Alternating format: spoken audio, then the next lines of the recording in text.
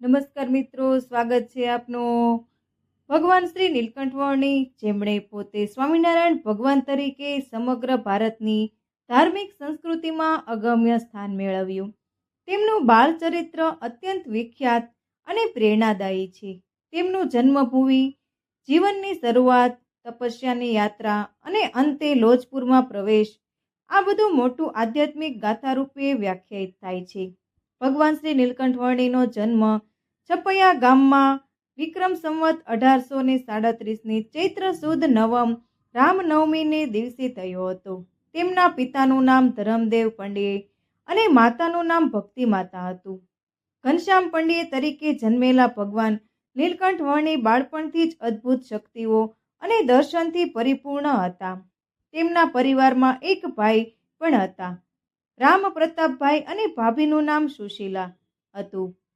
ઘનશ્યામ બાળપણથી જ ધાર્મિક કૌતુક, તપસ્યાની સ્ફૂર્ણાથી ભરેલા હતા. તેઓ બાળકાવસ્થામાં વિવિધ ધાર્મિક વિધિઓ, સંસ્કૃત શાસ્ત્રો, વેદો અને જૂની અનુભવ તંત્રમાં પાટુ હતા. ઘનશ્યામે માત્ર 11 વર્ષ 3 મહિના અને 1 દિવસના થયા ત્યારે તેમણે ઘરની આશાએ ત્યજી દીધી અને અંતરયાત્રા માટે નીકળી પડ્યા. આ યાત્રા કોઈ આમ ફરવાની યાત્રા નહોતી, પરંતુ એક ઊંડો આધ્યાત્મિક પંથ હતો. ઘનશ્યામે પોતાનું નામ બદલી નીલકંઠ વર્ણી ધારણ કર્યું, કારણ કે તેમનો તેજસ્વી રૂપ, શ્યામ રંગ અને ગરદનમાં દિગ્ધાત્મીય નીલવર્ણ દર્શાવતો કંઠ હતો. નીલકંઠ વર્ણી તરીકે તેઓ સમગ્ર ભારતભરમાં પગપાળા યાત્રા કરવા લાગ્યા.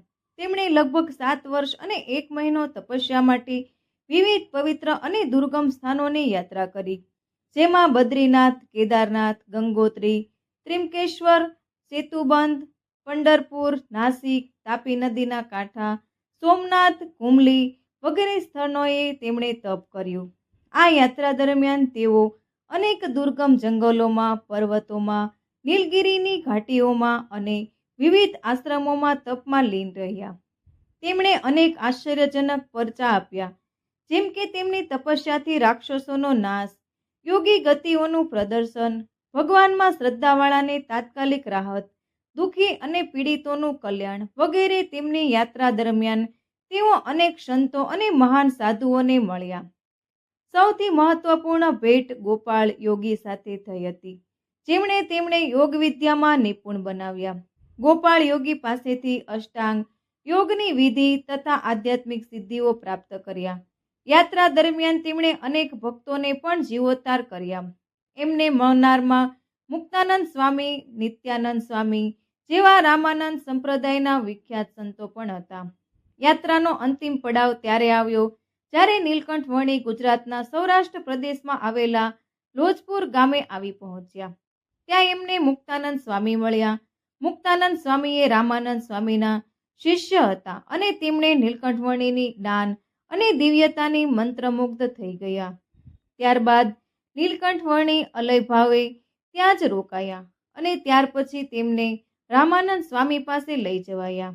રામાનંદ સ્વામી દ્વારા તેમને દીક્ષા આપી સહજાનંદ સ્વામી અને પછી સ્વામિનારાયણ તરીકે નામ આપવામાં આવ્યું. ત્યારબાદ તેઓ સ્વામિનારાયણ સંપ્રદાયના મૂળ આશ્રય તથા પ્રમુખ બન્યા. સંપૂર્ણ યાત્રા દરમિયાન એવા અનેક સ્થળો છે જ્યાં તેમણે પરચા આપ્યા, જેમ કે પૃથ્વી ગંગા તટ ખાતે, જ્યાં તેમણે દુષ્કર્મોથી પીડાતા તપસ્વીઓને રાક્ષસોથી બચાવ્યા. પુલહાશ્રમમાં જ્યાં તેમણે અખંડ તપ કર્યું, સોમનાથના સમુદ્ર કિનારે તીવ્ર તપ કરી તથા ત્રિમકેશ્વર પાસે ભૂખ અને તાપમાં પણ યોગ સાધના ચાલુ રાખી.